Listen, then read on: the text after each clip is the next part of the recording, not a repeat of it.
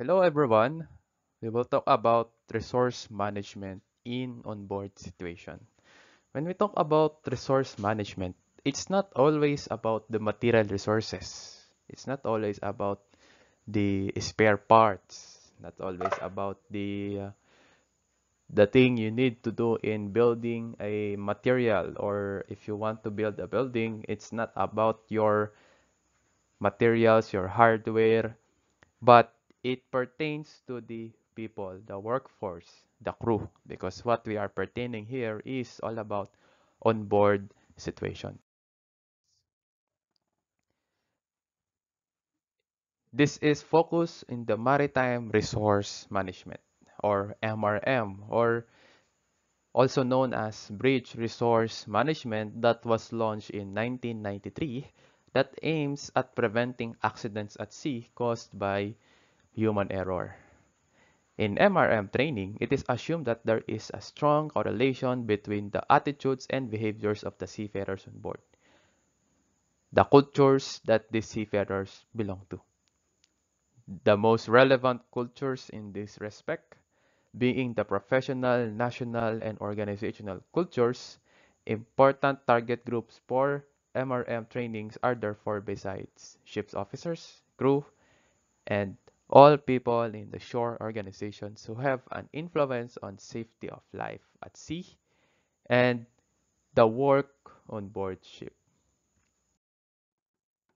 In maritime resource management, it is all about how you manage the crew, how you manage your most valuable resources, and that is your crew. Because if you don't have the crew to work, if we don't have the willingness of the crew to work, nothing or no job will be completed. If there is, it is not as good as the want resorts or result that you want, because there is not the crew is not willing to do what you want them to do.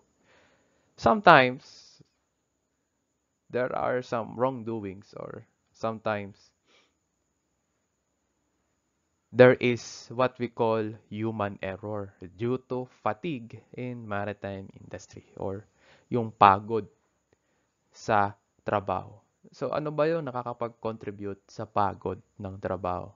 There is an increasing amount of accident at sea due to human error, and according to investigations of PNI Club, or this club is the insurance club or the protection and indemnity club, these incidents are because of fatigue.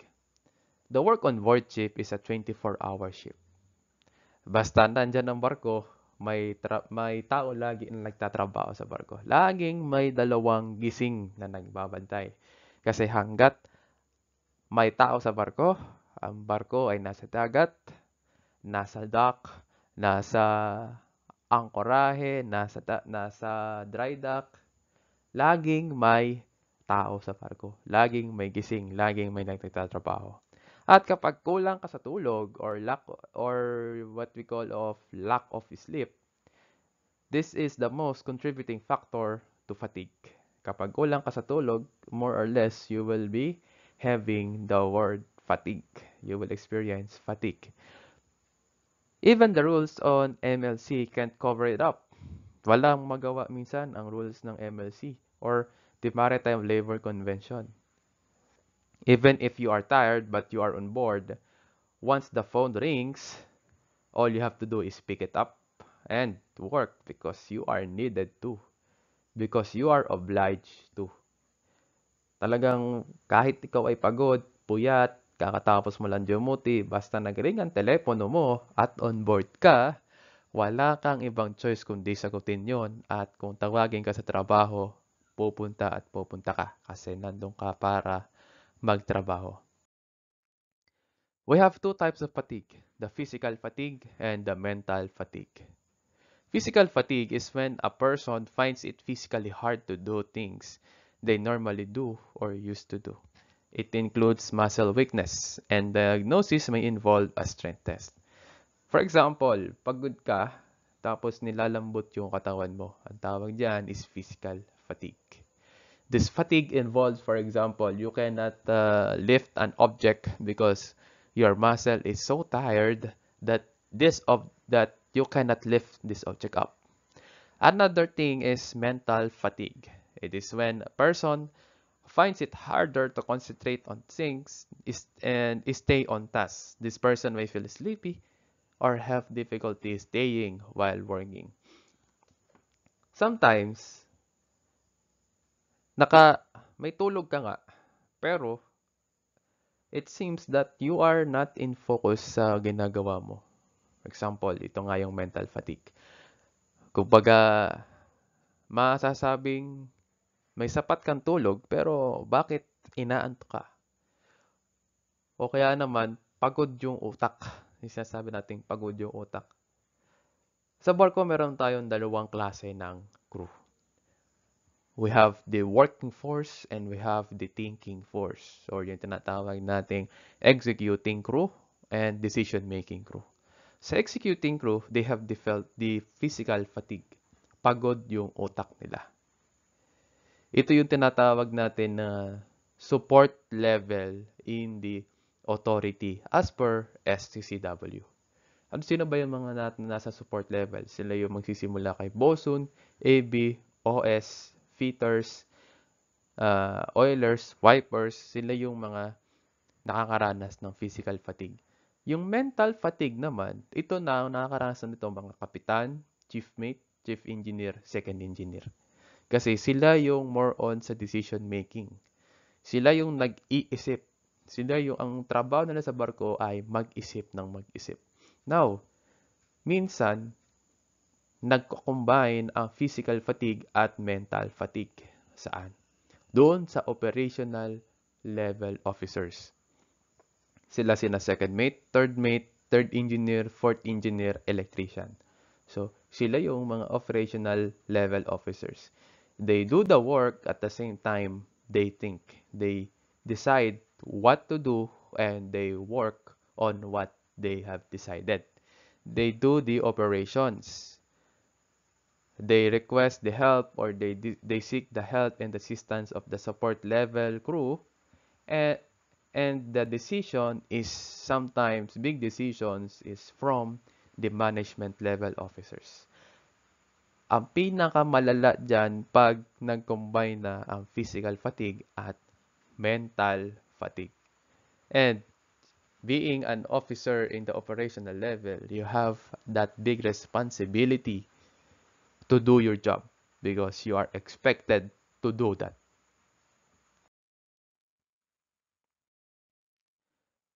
As per MLC, we have limits on hours of work. So it is as follows. For example, first, we have maximum hours of work as per MLC that shall not exceed 14 hours in any 24-hour period. Okay?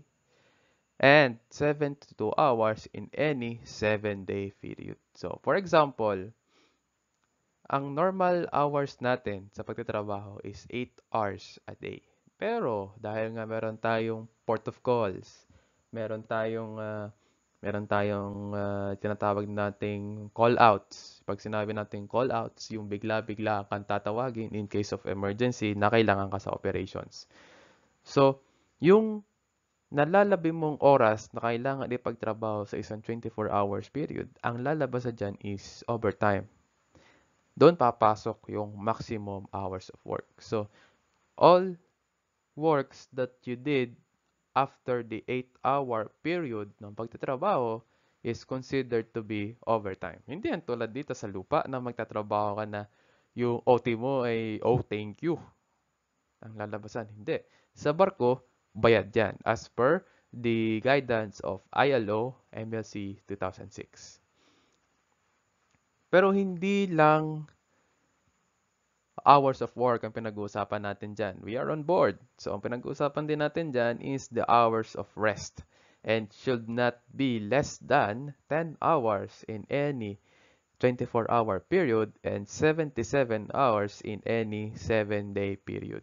So, kung mapapansin natin, mas malaki yung ipagtatrabaho mo na 14 hours in any 24-hour period kesa 10 hours.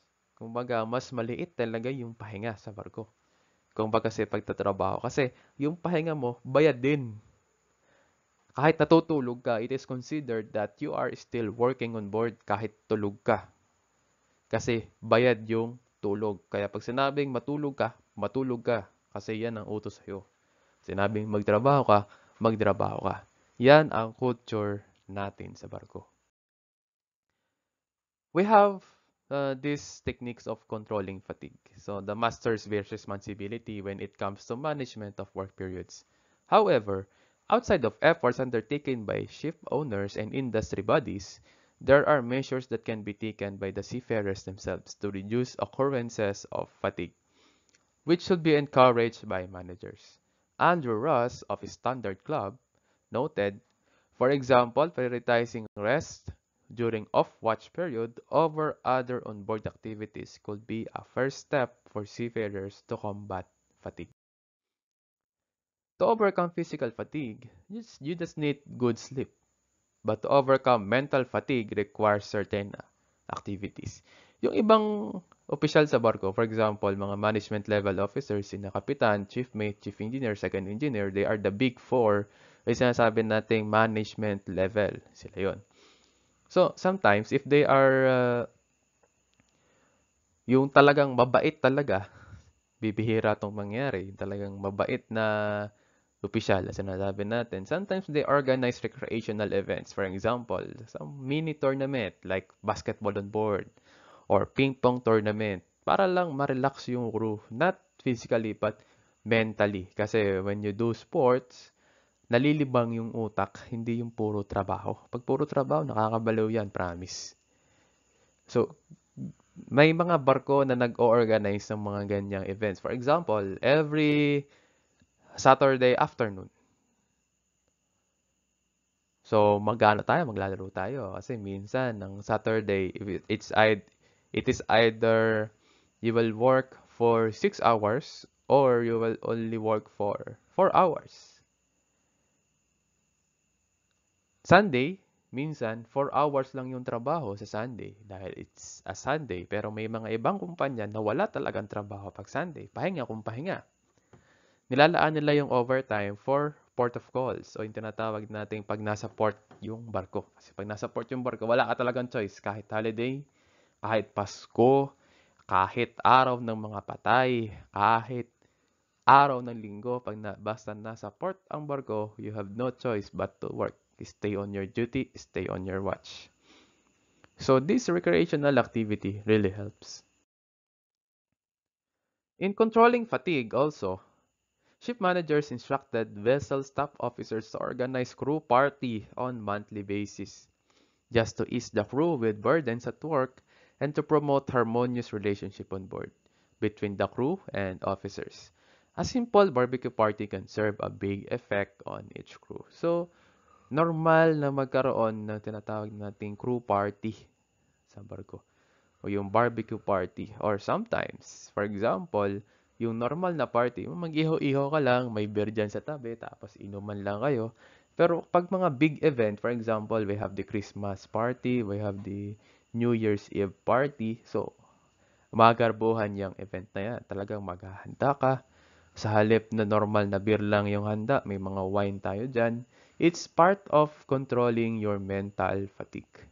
Kasi hindi lang tayo dapat puro trabaho, dapat nagsasaya din. And on board the ship, kahit nandyan lang tayo nakakulong sa barko, hindi dapat yung utak natin is parang nakakulong, parang pareso. Dapat nag-e-enjoy ka rin. So, it is a good way in controlling fatigue, organizing crew parties. One thing that should be focused in MRM or the Maritime Resource Management is communication. This is an most important skill a person should develop. It starts at home that our parents raise us, and organization use communication and utilize this to have more productive operations. Organizations defined different stages of communication and imparted it in a study on maritime English. We have different communication channels. We have grapevine communication, wherein this is an informal communication channel. For example, si Kadete, mag, kumbaga, may gusto siyang ilapit kay chiefmate. O kaya naman, may gusto siyang ilapit kay kapitan.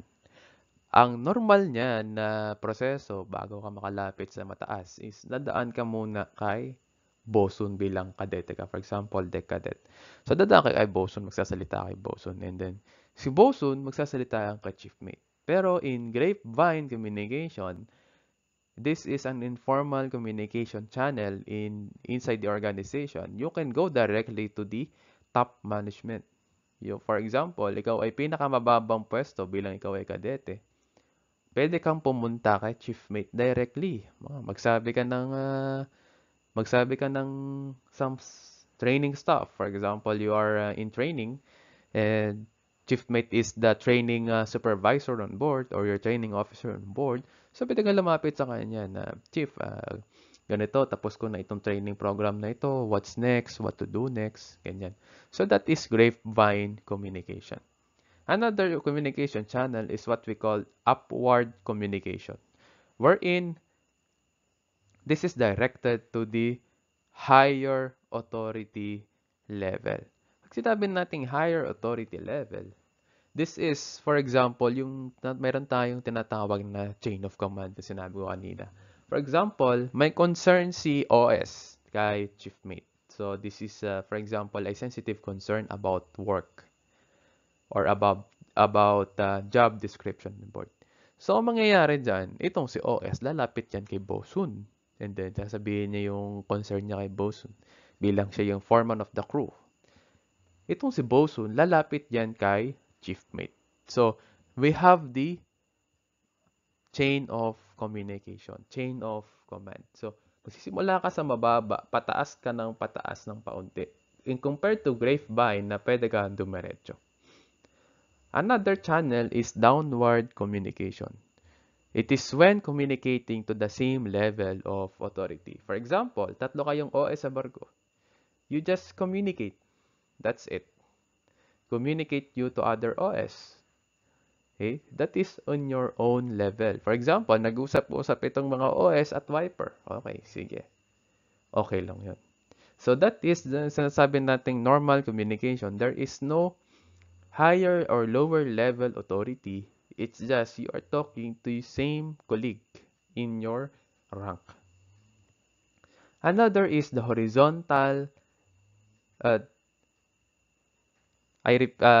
correct, that is horizontal communication wherein you are talking to the same level of authority. Kapag parehas na rango, OS to OS, wiper to wiper, wiper to OS, that is horizontal. In compared to downward communication, it is when yung higher authority mo in downward communication, if you are in higher authority, you will speak to the lower authority to you. For example, si chiefmate, makipag-usap yan kay bosun. So, ilalapit ni chiefmate yung concern niya kay bosun. Ito boss, para sa tropa. Sabihin mo sa tropa, ganito, ganyan. Itong si bosun, lalapit naman sa tropa, papaabot niya yung sinabi ni chiefmate sa kanya para malaman ng tropa. Yung sinasabi natin tropa, this is the crew under him. The OS, AB, cadet, fitters, yan. So, that is downward communication. Again, grapevine, upward, downward, and horizontal communication channels.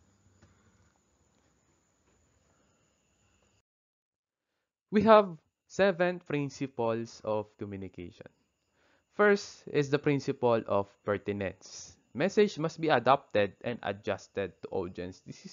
This is how we can say that a communication is effective if these 7 principles are inside this communication.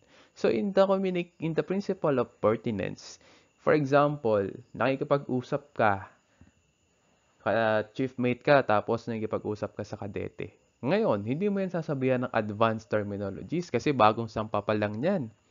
Ikaw ang mag-a-adjust. Kumbaga, i-detalye mo sa kanya kung ano man. Kasi para maintindihan niya, i-adjust mo yun sa level of understanding niya. Huwag kang magsasabi ng Huwag kang magsasabi sa kanya ng palo o kaya huwag kang magsasabi sa kanya ng sinasabi nating mga terminology. For example, yan ay sintena, san ba yan? No, doon ka mag-a-adjust sa terms na alam mong alam niya. For example, starboard side, port side, no? So, alam niya yung mga basic. And it should be simple, madaling intindihin. For example, principle of simplicity. Your message should be clear and simple. Huwag kang magsasabi na, for example, na ito, punta ka dito, punta ka doon. No? So, hindi yan maiintindihan. Sasabihin mo sa kanya, go to the starboard side, look for bosun, and he will show you what to do in the winches. Okay? So, simple. So, principle of definition. Difficult terms have to be explained before being used. For example, uh, magre-repair kayo ng magpapalit kayo ng brake lining ng mooring winches. Tumulong kay bosun para may experience ka. Now, sa tingin mo, kadete yung kausap mo. Alam kaya niya yung brake lining of the winches? So, ituturo mo sa kanya yun. I-define mo sa kanya. Principle of structure. Message should proceed step by step. So, ipapaliwanag mo sa kanya, iisa-isahin mo sa kanya para alam mo talagang naintindihan niya yung step by step na gagawin. Okay? So, idedepende mo ang principle na to doon sa kausap mo. For example, you are talking to a person which is baguhan talaga sa trabaho.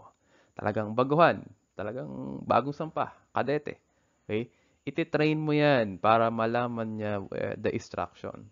For example, nakikita mo sa kanya na parang hindi niya naiintindihan pa, uulitin mo sa kanya yung ulitin mo sa kanya yung instruction, no? Ulitin mo sa kanya yung sinasabi mo. That is the principle of repetition.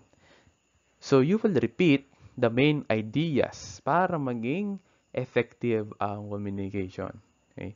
You will repeat hindi exactly na same word ang gagawin mo. Ulitin mo lang sa kanya ano ba yung mga kailangan talagang gawin. Minsan, effective din yung principle of comparison. It is when the message is easier to understand when it's embodied or compared. For example, i-compare mo siya sa parang kadete yan, bagong sampa. Kasi ito, applicable to sa mga kadete na bagong sampa. Itong principles of communication to adjust with the onboard situations. For example, yung uutusan ka, ito, mag-wash paint ka. Sa tingin mo, alam ng kadete yung wash paint. Baka nga ikaw na nanonood ngayon, hindi mo alam yung wash paint. Pag sinabi nating wash paint or wash painting sa barko, ang tawag dyan is pagpupunas. Dapat i-compare mo yan, for example, sa gawaing bahay. Magpupunas ka ng pader ng bahay, magpupunas ka ng mga furniture sa bahay. So, kung paano mo ginagawa sa bahay yan, ganun din yun sa barko. So, i-compare mo dun sa alam mo na madali niyang maintindihan. That is principle of comparison. Pag sinabi mo dyan, okay, wash paint ka dito sa akomodasyon ha. Yung mga bulkheads yung titirahin mo. Sa tingin mo, maintindihan niya yan? Bagong sampayan? As in, very first vessel. Hindi niya maintindihan yan. So, dapat iisa-isahin mo yung mga principles of communication sa kanya. The last principle of communication is the principle of focus. You have to focus the attention on the main concepts of the job you want him or her to execute. So, for example, marami kang sinabi sa kanya. Now, nalito na yung pinagsabihan mo ng utos. Nalito na yung pinagsabihan mo ng job order mo. So, all you have to do is make him or her to understand what is the focus of your job order. So, focus on the main attention. Pag sinabi mo, okay, wash painting, magmamap ka rin ha. Pag may nakita mong madami, magmamap ka rin. Ganito, ganyan ang gagawin mo. So, you have to focus what is your main goal or what is your main job order. It is the principle of focus.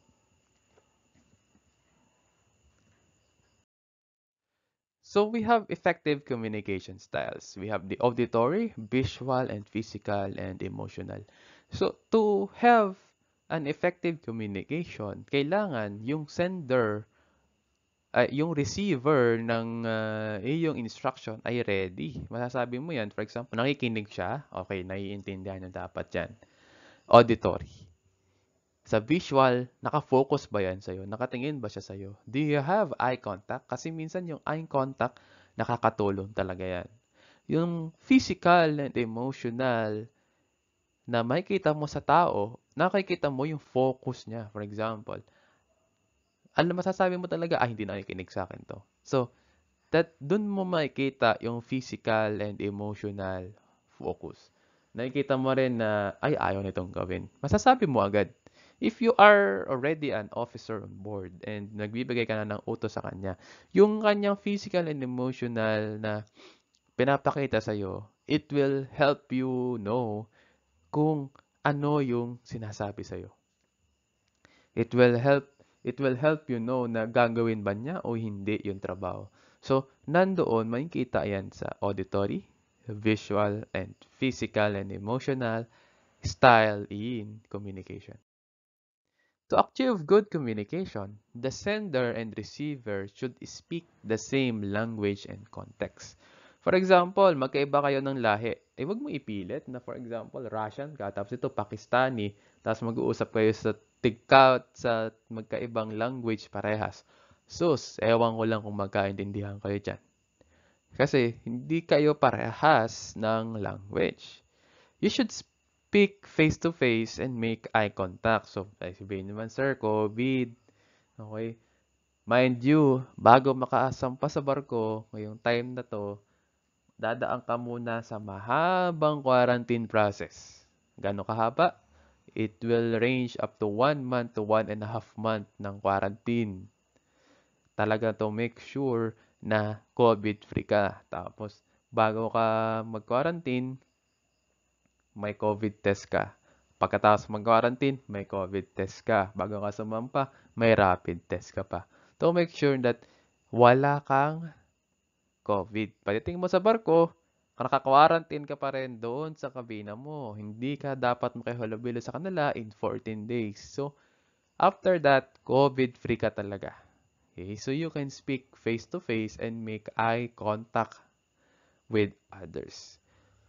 So to make or to achieve good communication, the receiver must be ready to receive what is you're going to say and avoid communication overload. For example, 30 minutes na ka nang nagsasabi dyan ng iyong job order. So, ewan ko lang kung naiintindihan pa niya yan.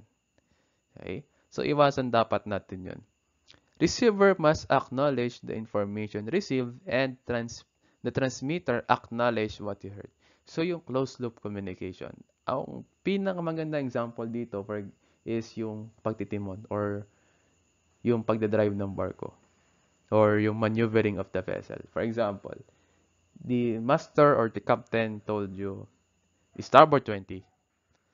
So, bago ka mag-execute, bago mo ibigay yung helm na starboard 20, ipipihit mo yung timon mo or yung steering wheel sa starboard 20, you will say starboard 20. Saka mo siya i-execute. Pag na-execute mo na at nakita mo na sa iyong radar indicator na ikaw ay nasa starboard 20, you will say starboard 20, rudder now, sir. So, para alam niya na nasa starboard 20. Now, yung si kapitan naman na nagbigay sa'yo ng order, sasabihin niya, okay, thank you. So, natapos yung communication. Nagkaintindihan kayo. So, ang first, nag-order siya, sinagot mo, at in-acknowledge niya yung order. So, that is the closed loop communication. Another thing is eliminate distraction. To make sure na talagang nakafocus sa'yo yung kausap mo, eliminate mo yung distraction. Tanggalan mo ng music yan, tanggalan mo ng kung anong mangingay, okay? And respect activities of others. For example, magbibigay ka ng job order. Now, tanungin mo, yung trabaho ba kahapon natapos nyo, boss? Kapag sinabing hindi, gawin nyo muna ngayon. Ang gawin nyo muna yon, di naman tayo nagmamadali. Para mga ganun. So, i-respect yung activities ng iba. Use professional language, pag mumura-murahin. Okay? Kasi nagtatrabaho yan para sa'yo. Kung wala sila, magawa mo ba yung trabaho? Hindi. Okay?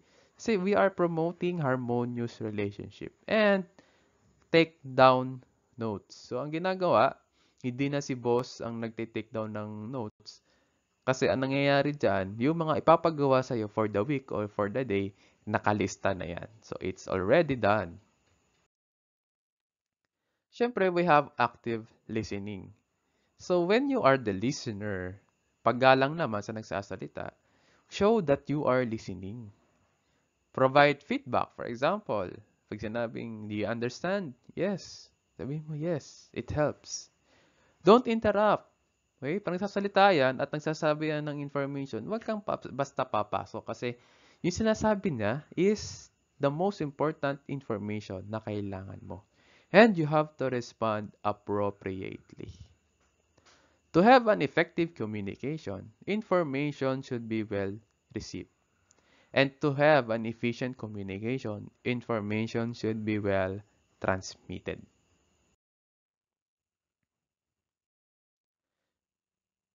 We have the master-pilot relationship. Who is the pilot? Sino ba yung piloto? The pilot or the maritime pilot is a local navigational expert that the vessel hire when entering or leaving port. They know the waters of the locality like the back of their hands. Ulado talaga nila yan kahit nakapikit. The pilot acts as the advisor of the master in navigating the approaches of the port area. Their ranks and experience is considered equivalent to the master, but it should be understood that he or she is only an advisor and the master is still in command of his vessel. The master can override the orders of the pilot anytime he seems to be needed to. Once the pilot comes on board the vessel, ang gagawin niya is aalamin niya ang mga particulars ng barko. Pag sinabi natin particulars, gaano kahaba ang barko mo, gaano kalapad, gaano kataas, gaano kalalim ang lubog niya sa tubig, yung tinatawag nating draft. Tinatawag nating UKC or under keel clearance. What is your draft? Forward, aft. What is your mean draft? What is your air draft? Aalamin niya lahat yan. So to easily know this, the vessels or the master will present the pilot card. So, in this pilot card, nandito na lahat ng mga kailangan niya. Wala nang mga tanong-tanong. Basahin na lang niya yan. Nandiyan ang ship's name, gano'n nakatanda ang barko, the steering capability, the engine capability, highest speed, slowest speed, nandiyan na lahat yan. Draft, keel clearance, air draft, nandiyan na lahat yan sa pilot card. So, basahin na lang niya yan. And by reading it, the pilot will acknowledge that he can understand what is in the pilot card. Ang pinakamahalaga dyan is the master-pilot information exchange. So the passage plan for the approaches of the port needs to be changed according to the updated knowledge of the pilot. The pilot will review the passage plan and update it with latest navigational warnings and dangers. If there is a special condition the vessel have, the pilot must know it because it can affect the operation of the vessel. A good communication can take a big part in the safety of the vessel. So, the master pilot information exchange is the most important part in the pilotage of the vessel. Dito, sinasabi ng kapitan yung wala sa pilot card. For example, Mr. Pilot, we didn't finish the repair of one of our auxiliary engines or one of our generators on board. So we cannot use the bow thruster. Can you request 2 strong tugs to pull us out of the port areas? And in the sea passage, we can take care of ourselves. So yun ang example. For example naman, sabihin mo na, Mr. Pilot, we have a very low under clearance because we are in the diff drop right now. We are a fully loaded vessel. Can we change the plan, or can you evaluate the plan if there is a need to adjust the passage plan to avoid these rocks, to avoid the shallows? Yung mga ganon, no? Yung mga ganon yung usapan na maririnig mo sa kapitan saka sa piloto. So, yung mga ganong usapan, it plays an important role in the safety and efficient operation of the vessel. Lalo't higit yung the master pilot information exchange. So, these are just some of the topics that covered in the training program of the MRM, or the Maritime Resource Management training, or most also known as the BRM, or the Bridge Resource Management. So bakit MRM? Kasi as a whole. So again, this is your instructor in this course, Leadership and Teamwork, Sir Melvin. Just discuss about MRM. Thank you.